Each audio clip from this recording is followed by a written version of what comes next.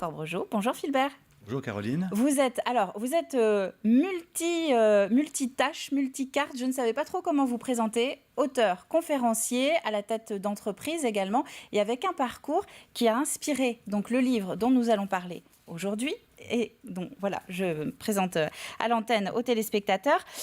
Libérez vos talents. Alors, rien qu'au titre, on avait un peu l'impression que ça sonnait comme une injonction professionnelle. C'est l'idée que vous aviez ? C'est pas une révolte, mais c'est pour répondre à une injustice. En fait, je viens de l'île de Noirmoutier et j'ai 60 ans et je vous assure qu'il y a 50 ans de ça, à part la pêche, l'agriculture et le bâtiment, il n'y avait pas beaucoup de choix. Il n'y avait pas le pont en plus.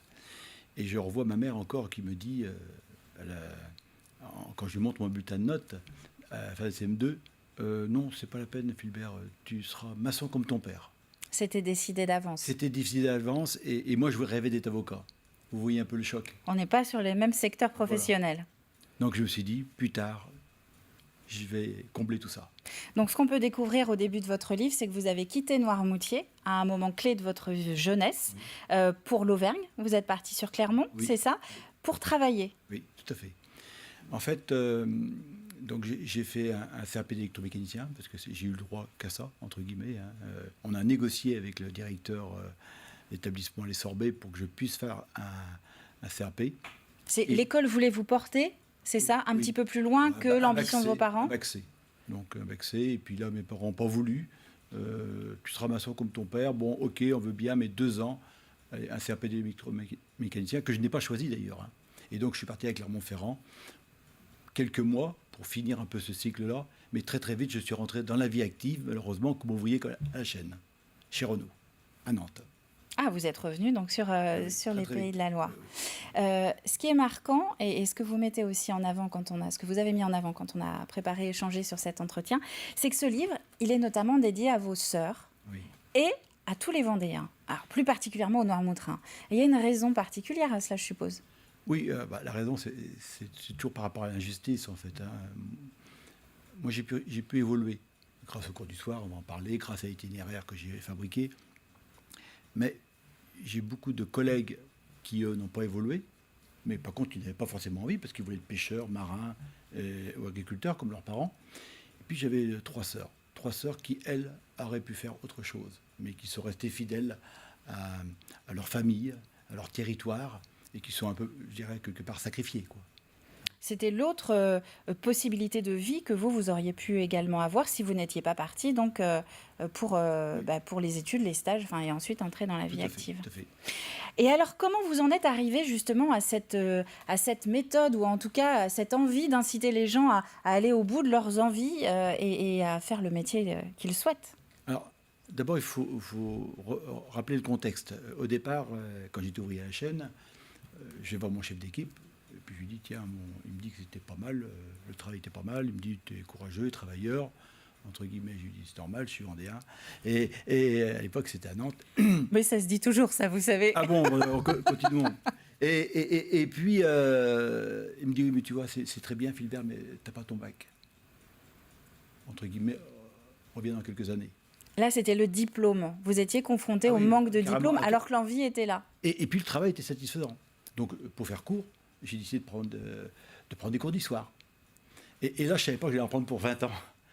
20 ans de cours du soir. Et une fois que j'ai obtenu mon diplôme d'ingénieur, une fois que j'ai purgé ma peine, et ben là, j'ai pu avoir une autre activité. Ça m'a permis d'évoluer.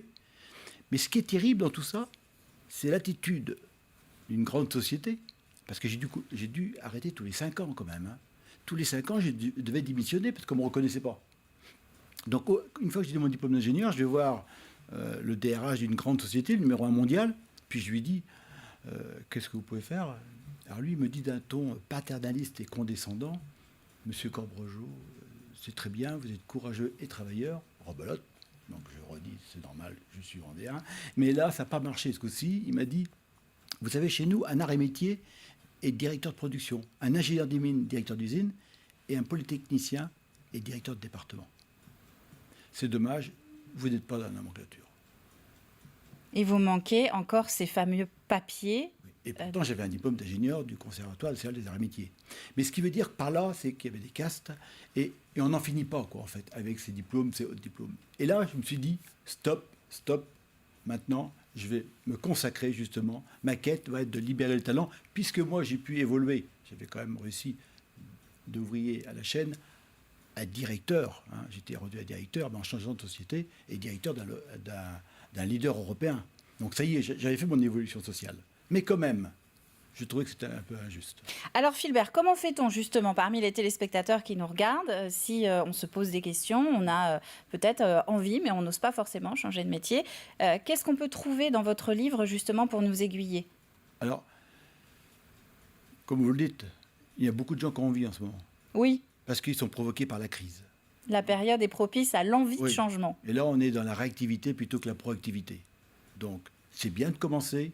Il y en a beaucoup qui vont démarrer, mais tout le monde n'ira pas au bout. Pourquoi? Parce qu'il y a un problème de persévérance, peut-être de croire en soi, et puis de méthodologie.